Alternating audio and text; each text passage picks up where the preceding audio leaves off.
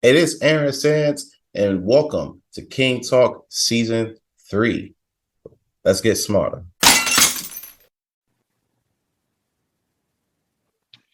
What's up, world? This is the Chief Mally Mal, long live the Chief, and you're tuned in to King Talk with Mr. Aaron Sands. Don't go nowhere, baby.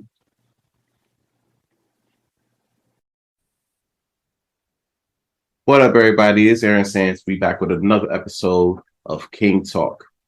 Not doing any, pleasantries and everything like that. Getting right into it.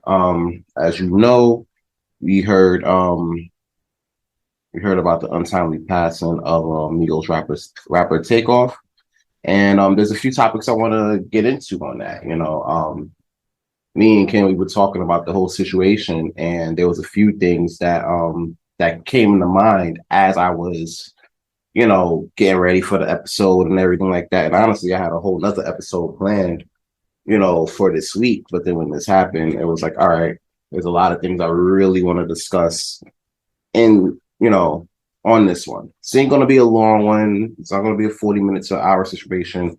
We'll get right into it, and then we go get back to our regularly scheduled programming next week. So that being said, as you know, two members of Migos, Quavo, Takeoff was in Houston, and on Halloween they went to bowling alley where they apparently they were shooting dice, and then one thing led to another. People got into arguments. People in the group started getting into arguments.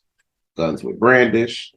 And next thing you know, shots were fired. Takeoff got hit twice, once in the head, once in the torso. Was found dead on the scene. When you boil this whole situation down, whether what I'm saying, like, no matter if it's like the person who shot him was, whether it was a friendly fire or was an op, doing what ops do. A lot of this really boils down, and this is where it gets sad, because a lot of it really boils down into nigga moments. You know what I'm saying? You probably remember the Boondocks, and they had a whole episode related to nigga moments. I believe like Stink Mina was part of that whole episode and everything. That's where he got introduced into Boondocks lore. Yeah, if you really boil it down, if you sit there, if you really boil the situation down, you got a dice game, you got alcohol, you got drugs in the system, you got weed in the system. You know what I'm saying? Like, people do dumb shit. You know what I'm saying? And it's even worse when people have like weapons, and they brandish your weapons, and you out here nice like that. And then on top of that, in the case of Takeoff, he was on the other side of the spot, minding his own business, and then out of nowhere, he gets shot. Bullet wasn't even meant for him, you know? So that's really what it comes down to. We got to understand, like, the sad part about it is this type of culture is really predominant in like Black culture as a whole. You know what I'm saying?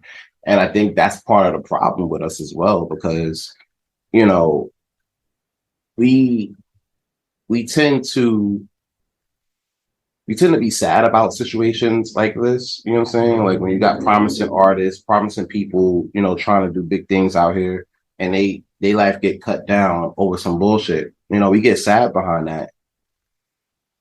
But at the same time, we are the same ones that glorify this bullshit. You know what I'm saying? We glorify stops, no snitching. We glorify, you know, hood shit. You know what I'm saying? Our people love hood shit more than any other group, you know, in the world. So I find it really weird that people are sad about this, and they're like, oh, we need to sit there and find who did it. They need, like, the police department talking about, oh, we need to people need to come forward and speak on these things, speak about the situation. And if somebody knows who did it, they need to come out and say it. You know what I'm saying? You can't ask the same people for help, but at the same time, you glorifying no snitching. You know what I'm saying? So whether we like it or not, this is a big deal in our culture. And then you look at the past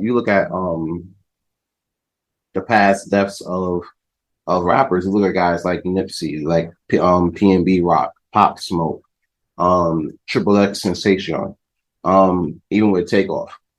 People love pointing the fingers at like the white and Jewish community when it comes down to these things. But when you really boil it down, we the ones tearing each other down. You know what I'm saying?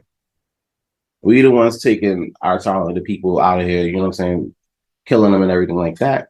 So when it comes down to it, the onus is really on us. We could point the finger at anybody you want to, but at the end of the day, we as a people got to come and sit down and be like, all right, why are our communities trash?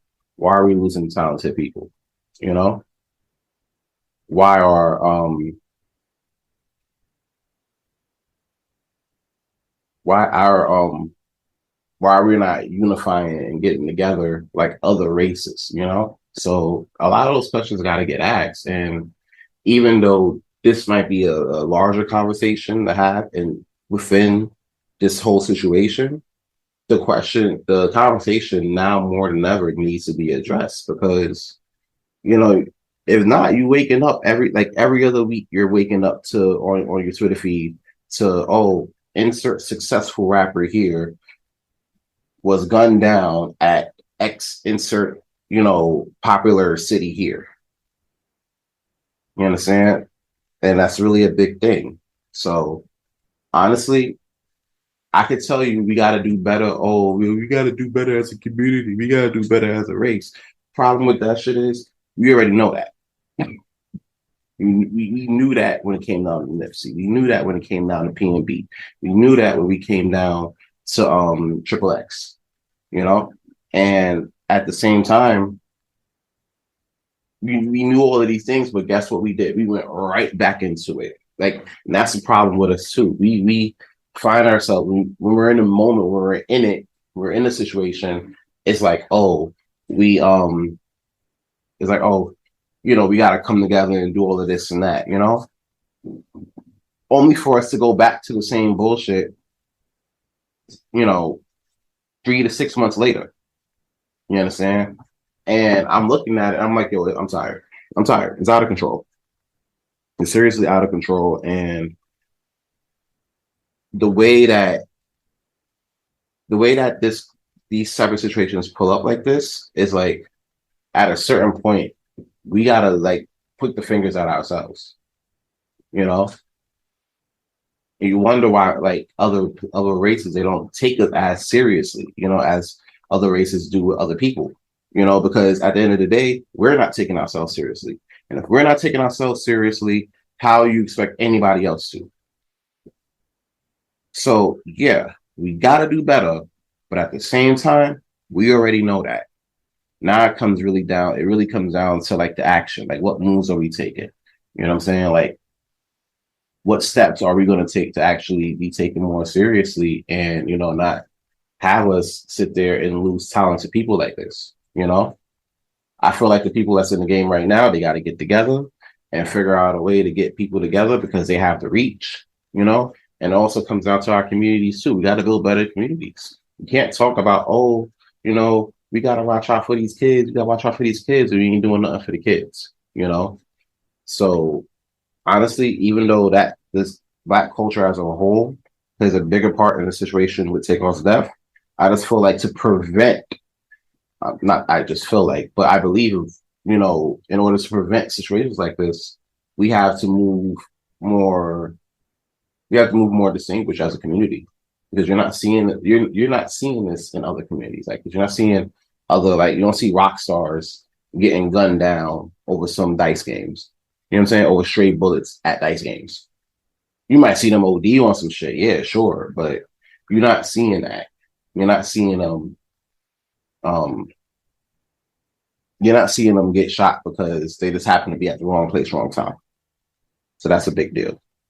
And until we change that, this is going to keep happening, and we're going to come in and talk about, oh, we got to stand together, and then just for us to do some dumb shit later on in the winter. So yeah, we got to do better. But yeah, you already know that.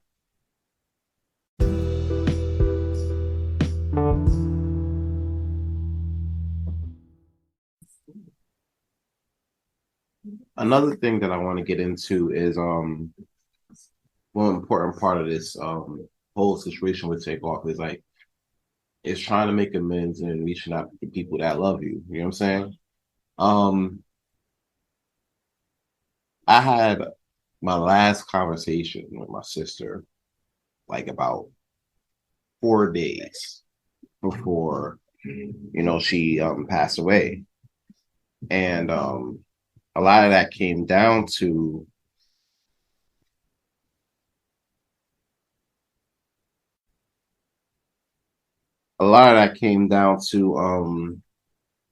COVID for the most part.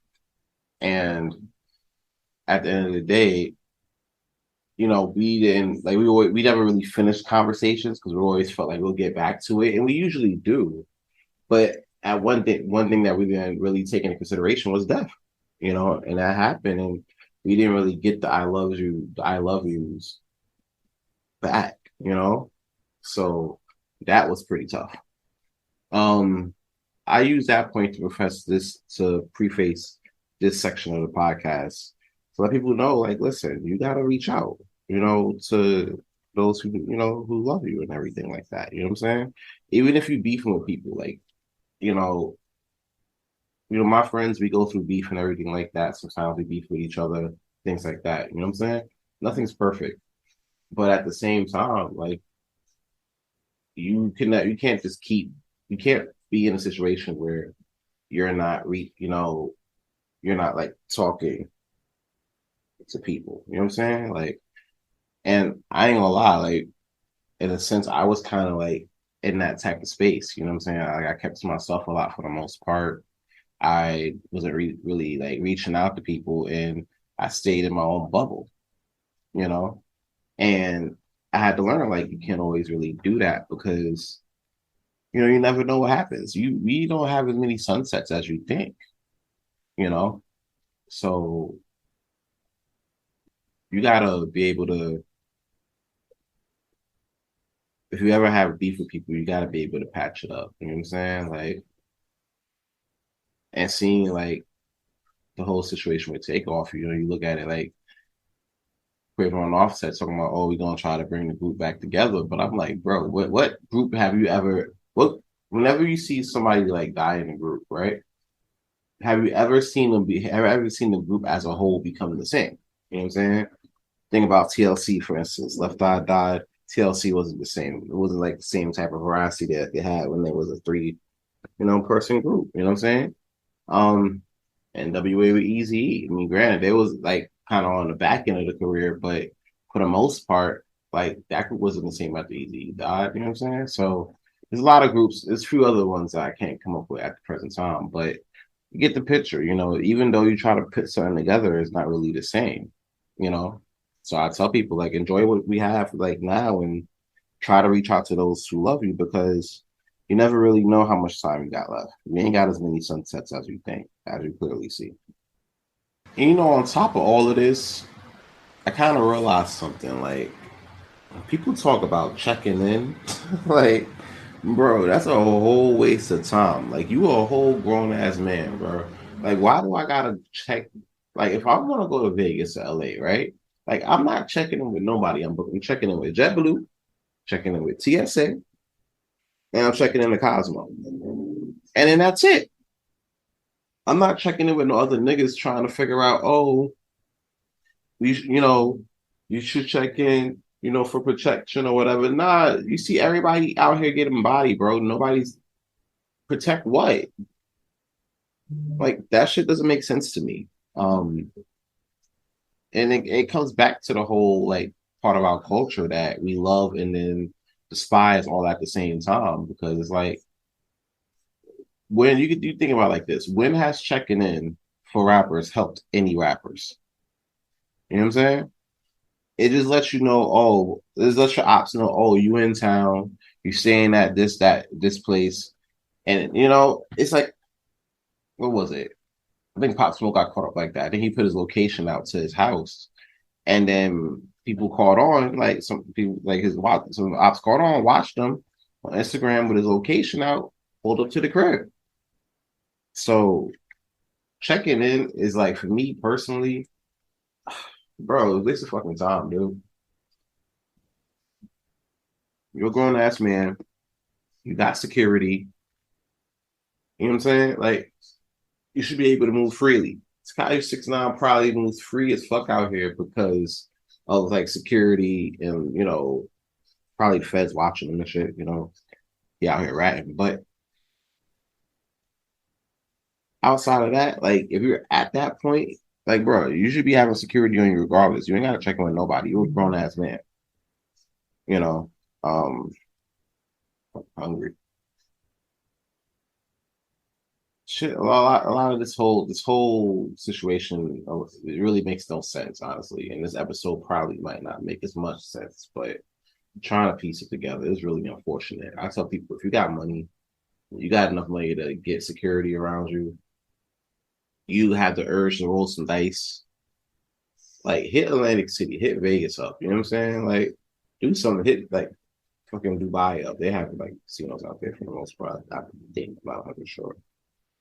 But don't put yourself in a situation where um don't put yourself in a situation where you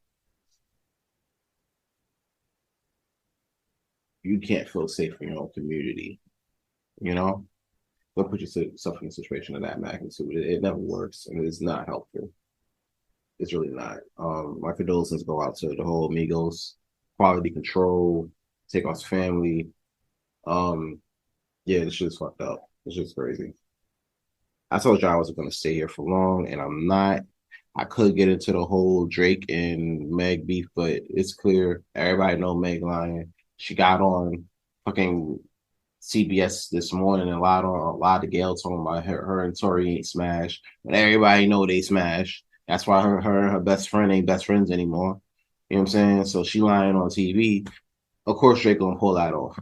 Pull that out his pull that out his hat. So listen, if she lying, it's gonna come out in court. If she ain't lying, the Tory going to jail. You know what I'm saying? It should be going on way too long. It's been going crazy, and yeah, Drake is a fucking fool for that. But that album's kind of fire. I ain't gonna hold you. Him and 21 Savage, that's a duo that can't miss.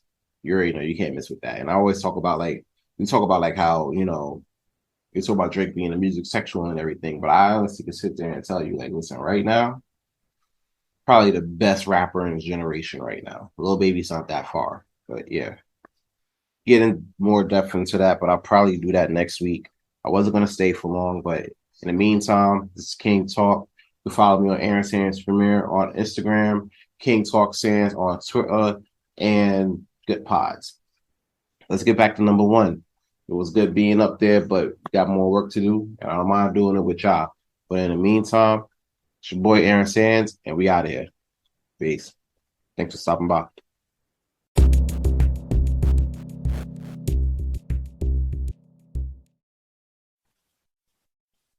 Hey, what up? It's your boy Aaron Sands, and I know you're enjoying this episode of King Talk right now, but I want to dive in a little bit and talk about the Premier Boys podcast. You got me, Aaron Sands, Ken the Gentleman, the homie Roddy Rod, and long live the Chief Mally Mal, all in the building, talking about the hottest entertainment topics, the hottest news topics, and giving our own take on what's going on out here in these streets. It can get raunchy. It could get crazy. You might even be talking about somebody's mama. Who knows? But every Wednesday at midnight, check us out on Apple, Good Pods. Don't forget to drop that 5-star rating and all wherever else you hear your podcast. Now back to the show, man.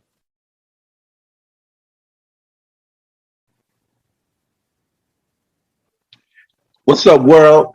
This is the Chief Mally Mal, long live the Chief, and you're tuned in to King Talk with Mr. Aaron Sands. Don't go nowhere, baby.